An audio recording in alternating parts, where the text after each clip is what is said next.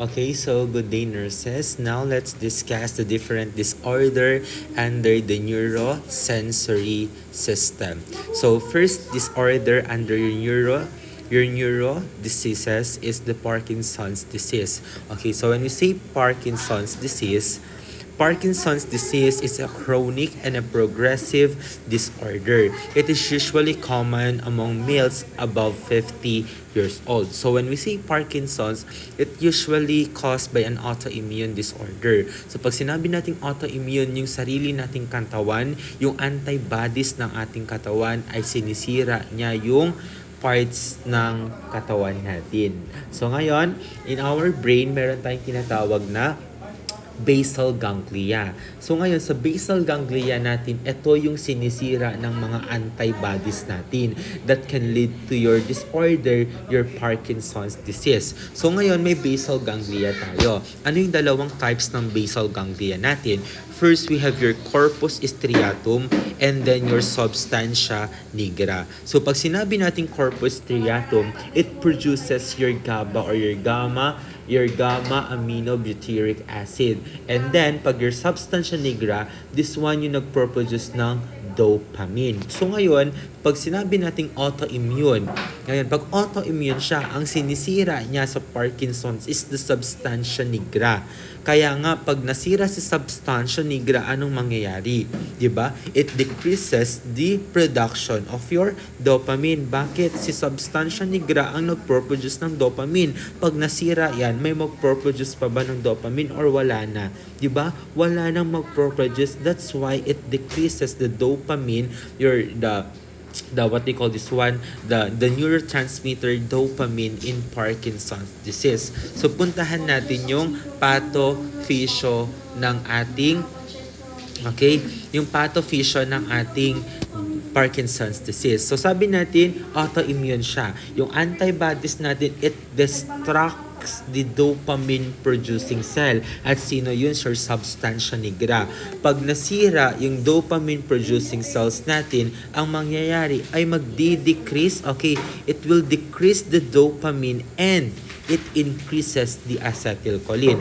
Always remember, class, that dopamine and your acetylcholine are inversely proportion. So si dopamine natin, it is an inhibitory neurotransmitter and your acetylcholine is what they call this one, it excitatory neurotransmitter. So ngayon, pag nag-decrease si dopamine, nag-increase si acetylcholine, there will be an imbalance of inhibitory and your excitatory neurotransmitter. This imbalance of excitatory and the inhibitory neurotransmitter that can lead to impairment of the extrapyramidal tracts controlling complex body movement. So magkakaroon ng impairment sa body movement mo. That's why ang ating Parkinson's disease, magkakaroon siya ng tremors, rigidity, bradykinesia, and your postural changes. When we say tremors sa may Parkinson's disease natin, tinatawag natin siyang resting tremors. Pag sinabi natin resting tremors, from the word rest. So kapag naka-rest or at rest yung patient mo, nagkakaroon siya ng involuntary muscle movement. Next, we have your pathognomonic sign, your pill rolling. So pag pill rolling natin yung sa daliri natin, yung finger natin para tayong may niro-roll, o pag nangulangot kayo tapos binilog-bilog nyo siya, parang ganun yung mangyayari na tremors natin sa may Parkinson's disease. Next, we have your rigidity. So ngayon, question lang, anong difference ng rigidity and the spasticity? So pag sinabi nating spasticity, one direction lang siya. Pero pag rigidity, two or more direction. Yun yung pinagkaiba ng spasticity and your rigidity. So si rigidity natin, ito yung tinatawag natin na cogwheel rigidity.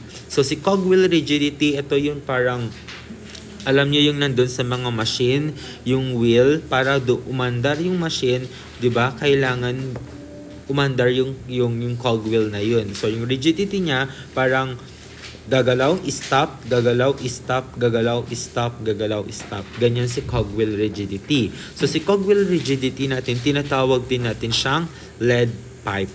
Okay? So next natin, we have your bradykinesia. Si bradykinesia natin from the word brady is slow and then movement.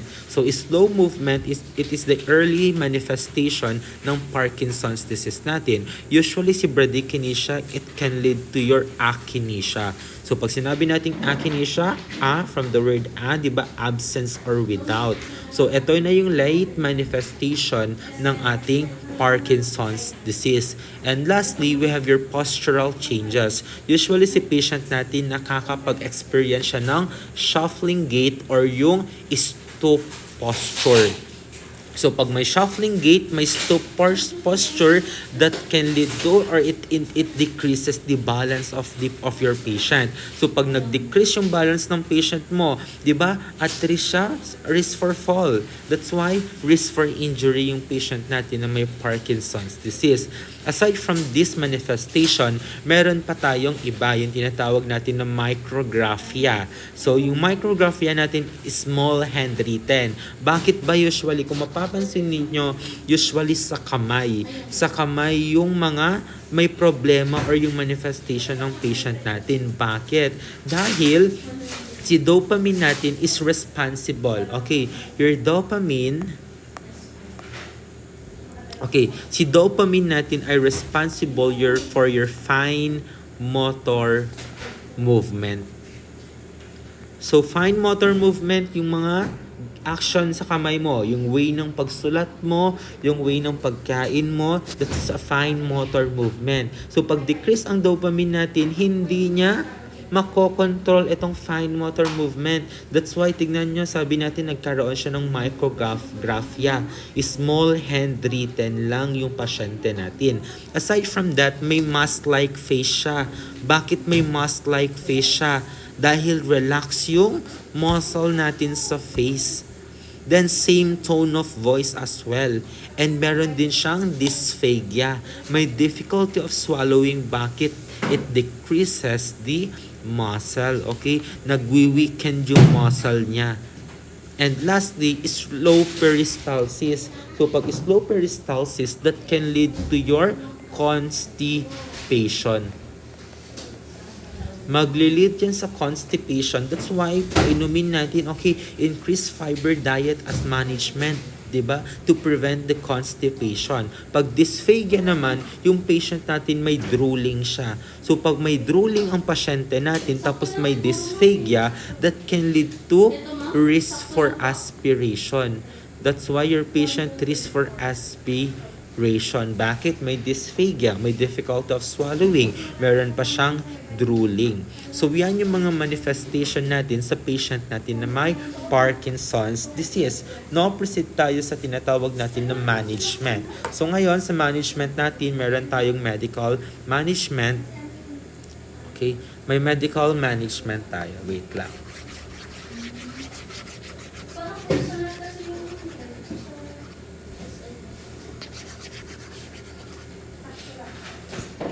Okay? Management natin, first,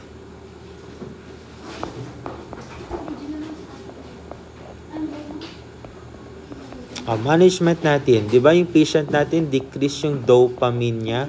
That's why, pataasin natin yung dopamine niya. Pa-increase natin yung dopamine niya, anong ibibigay natin na gamot? Ang bibigay natin na gamot, yung tinatawag natin na levodopa. Okay? Si levodopa is the precursor for your dopamine. So, bakit binibigay si levodopa? Bakit siya lang ang binibigay for Parkinson's disease? Because your medication levodopa, siya lang yung medication that can cross the blood-brain barrier. Kaya binibigay si levodopa, siya lang yung nakakatawid sa may blood-brain barrier natin. So ngayon, pag magbibigay tayo ng levodopa, si levodopa kasi class usually, ito ay mako-convert yan into dopamine. Okay? Si levodopa natin mako-convert into dopamine, kaya mag-i-increase yung dopamine natin in the body. Kaya gamot siya for your Parkinson's disease. Next natin, when giving levodopa, make sure nyo na magbibigay kayo ng carbidopa. Okay? So when giving levodopa, dapat minimake sure nyo na yung patient nyo makaka-receive din ng carbidopa. Bakit? Si carbidopa kasi ang action niya yan is to inactivate. Okay? Inactivate your decarboxylase outside the brain. Okay? So, pag sinabi natin decarboxylase, it is an enzyme. So, enzyme siya na kino-convert niya si levodopa into dopamine. Ulitin ko, di ba sabi natin, ibibigay tayo ng levodopa. Dahil si levodopa can convert into dopamine. So, ngayon class, si levodopa, mako-convert siya into dopamine. Para ma-convert siya into dopamine, kailangan natin ng enzyme. Sino yun? Your decarboxylase. Si decarboxylase ang dahilan kung bakit mako-convert si levodopa into dopamine. So, anong correlation? Anong connection ni carbidopa? Si carbidopa to inactivate decarboxylate outside the brain. So, ganito yan, class. Si decarboxylase, meron tayo sa body and meron tayo sa katawan, meron tayo sa brain. Okay, for example, ito si brain and then ito yung body.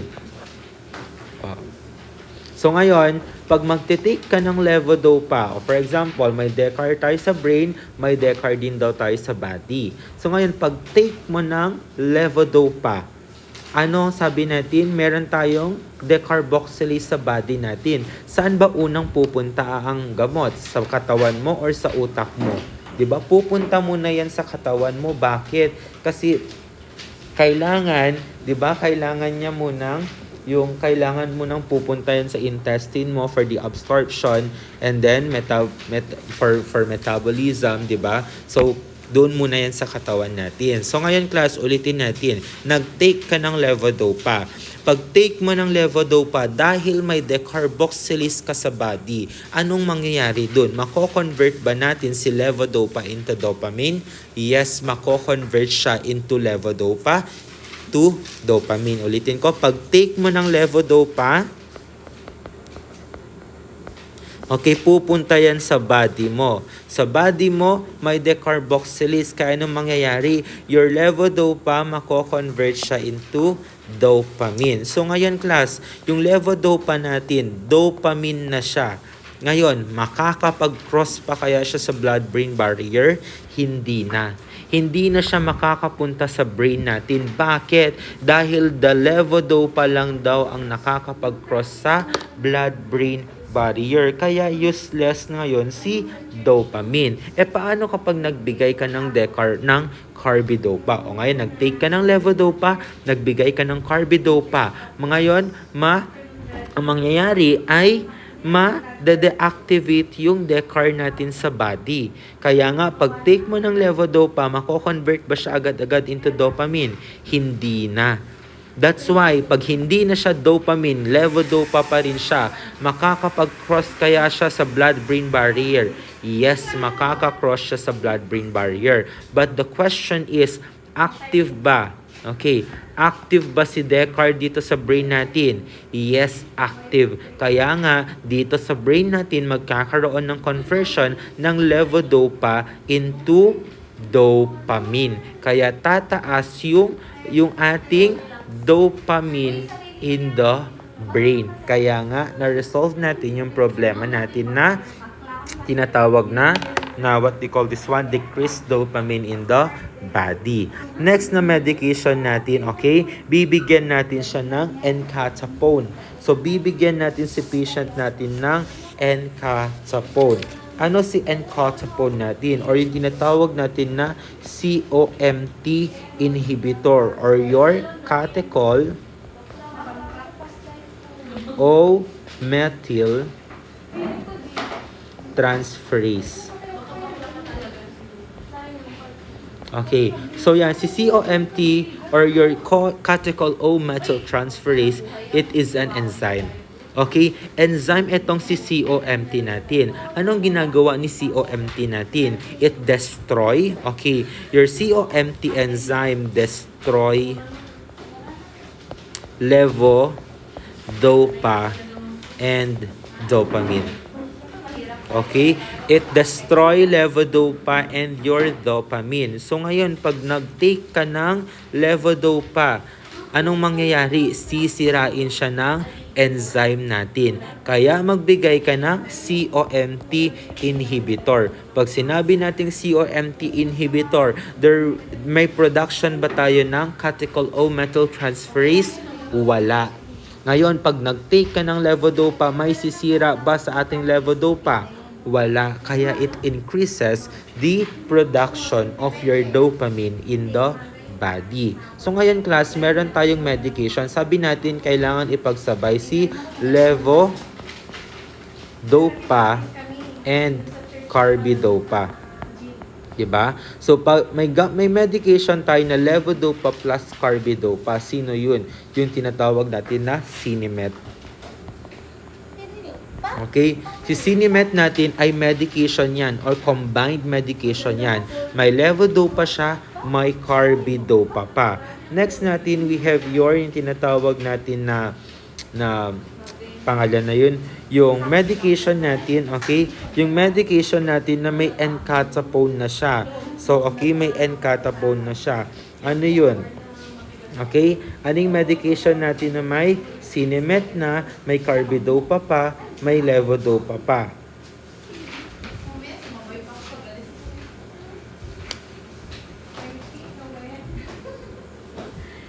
Okay. So, pag once na may levo, carbi, plus encatapone, okay, bigyan natin siya ng tinatawag natin na Stalevo. Your Stalevo. Pag sinabi nating Stalevo, medication siya na may levodopa na, may carbidopa na, and may encatapone pa. Okay, that is your Stalevo. So ngayon class, anong management natin? Anong management natin when giving, okay? Anong management natin when giving levodopa? So ano? Management natin. Shh! Uy, marinig kayo nito. Recorded to. Okay. So anong management natin when giving levodopa? So management natin or your nursing management when giving levodopa, kailangan watch out natin yung mga side effect. Okay, side effect ng levodopa natin. Ano yung mga side effect niya? First, side effect of levodopa. Ano yung mga side effect natin? First, we have your dark urine. Ano pa? Orthostatic hypotension. Ano pa? Your anticholinergic effect. Okay? So, pag side effect yan, class, ibig sabihin expected. Pag expected yan, wala kang dapat ikabahala. Hindi mo siya priority. Ano yung most important or yung priority natin? Eto class, yung most important or yung priority natin, we have your hallucination or psychosis. Okay? Si patient natin, pag naka-experience siya ng hallucination or psychosis, ibig sabihin at toxicity na yan. Toxicity overdose na siya ng your dopamine. So kapag once na may hallucination and psychosis, priority natin ay safety. Bakit? Your patient can experience na yung tinatawag natin na yung auditory hallucination. So, pwede siya maka-experience ng auditory hallucination. O, di ba, sasabihin niya, may narinig siyang boses, magpakamatay daw ako. Baka sundin niya yung narinig niyang boses na kahit wala naman. That's why priority natin, safety kay patient natin. And then, next natin, yung dyskinesia. Okay? Si dyskinesia natin, ito yung meron tayong tinatawag na winking eye. Meron din tayo yung tinatawag na na lip smacking, and facial grimacing. So, yan yung mga makikita natin sa dyskinesia natin. So, sa dyskinesia natin, ito ay permanent side effect na yan. Permanent na yan. So, yan, hindi mo na siya mababago pa. Okay? Permanent effect na yan ng dopamine natin. Okay? So, side effect yan. Okay? Priority natin your hallucination and your dyskinesia. So, pag sinabi nating hallucination class, ano yan? Perception ba siya? Or thought processes? Diba? It's your perception or thought processes. Ano, Ma'am Chris? Perception or thought processes? Thought processes. Because when perception, yan ay yung delusion. Bakit? Di ba meron tayong sinasabing delusion of grandeur. Ako yung pinakamataas. Ako yung presidente. Anak ako ni Superman. Di ba perception na yun? Pag thought processes, papasok dyan si hallucination natin. So, pag sinabi naman natin yung isa, your illusion, meron tayong external stimuli. Okay? So, yan yung ating mga kailangan i-watch out sa patient natin na merong Okay.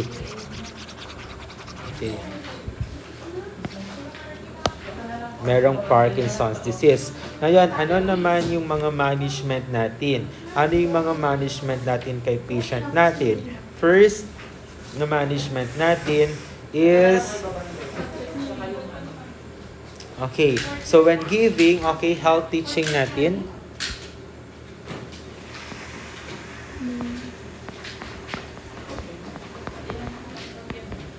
Health teaching.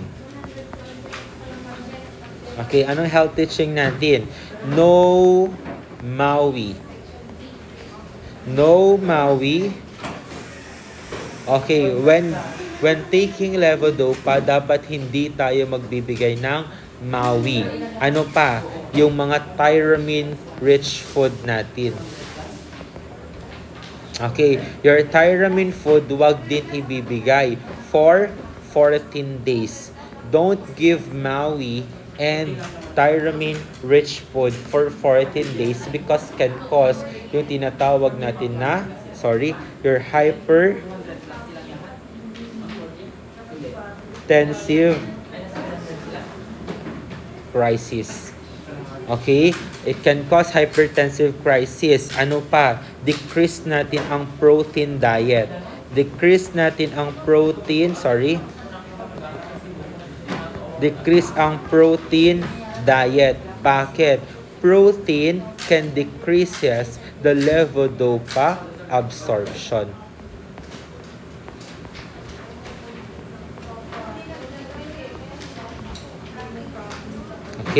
And lastly, kailangan no B6 supplement.